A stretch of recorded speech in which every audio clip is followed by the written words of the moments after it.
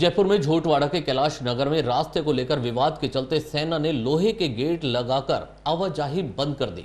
देर रात सेना के जवानों ने मौके पर विरोध कर रहे लोगों को खदेड़ भी दिया। वहीं रास्ता दिलवाने की मांग को लेकर स्थानीय लोगों ने एडीजे 10 कोर्ट में परिवाद दायर कर रखा है। पिछले दिनों हाई कोर्ट ने भी सेना के पक्ष में फैसला दिया था। इसके बाद स्थानीय लोगों ने एक और परिवाद दायर कर दिया। बरसों से इस रास्ते का उपयोग चल रहा था। बच्चे स्कूल और बुजुर्ग मिलिट्री हॉस्पिटल एवं कैंटीन के लिए इसी रास्ते का इस्तेमाल करते थे। आसपास की कॉलोनियों में 60% तक आबादी रिटायर्ड सैन्य कर्मियों की है। वहीं इस मुद्दे पर धरना दे रहे और भजन कीर्तन करते महिला पुरुषों को जवानों ने हटा दिया। इसके बाद रास्ते पर लोहे का गेट लगा दिया गया। रातों रात रास्ता बंद होने के कारण अधिकांश बच्चे सोमवार को स्कूल नहीं जा पाए।